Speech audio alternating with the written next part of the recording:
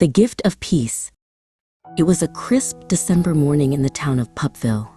The houses looked like gingerbread cakes topped with sugar frosting, and every street lamp was wrapped in holly.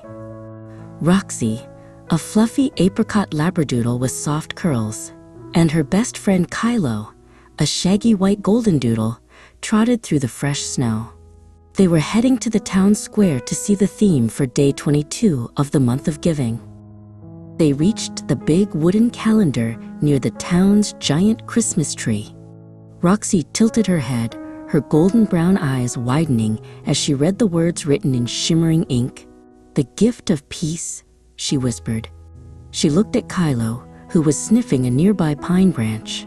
"Kylo, how do we give peace? It's not something we can wrap in a box with a big red bow." Kylo sat down very still, his shaggy white ears twitching. He closed his eyes and took a deep, slow breath. "Maybe peace is a sound," he suggested softly. He stayed perfectly quiet, listening to the gentle patter-patter of tiny snowflakes landing on his damp nose.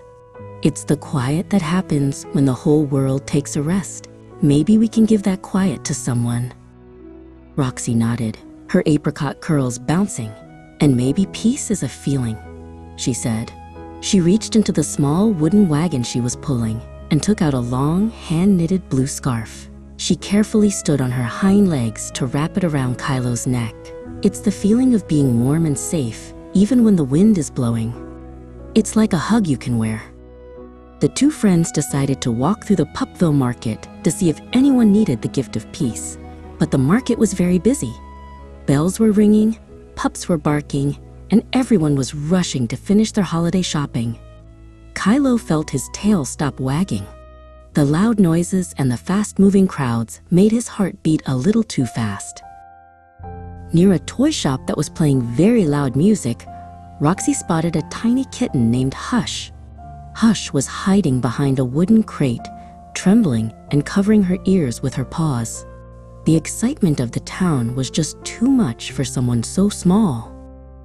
Roxy walked over very slowly and gently, making sure she didn't make any loud thumps in the snow.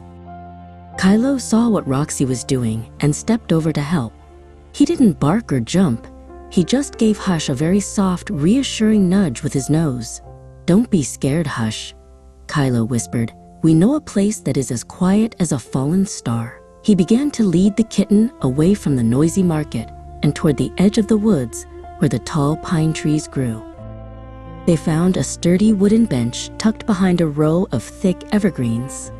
The three of them sat together, watching the moon rise over the frozen pond. The water was like a giant mirror, reflecting the twinkling stars.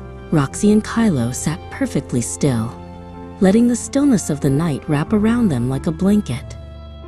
Roxy looked at Hush, who had finally stopped shivering and was now purring softly.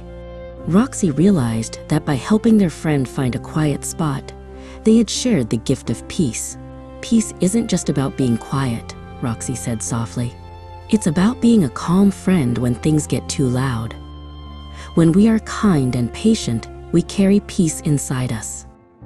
As the stars grew brighter, Roxy and Kylo headed back home. They curled up together on a thick, braided rug in front of a crackling fireplace. The warm orange light danced on their fur, and the smell of cinnamon filled the air. They didn't need any more toys or treats. They had discovered that the best gift of all was the peace of being together.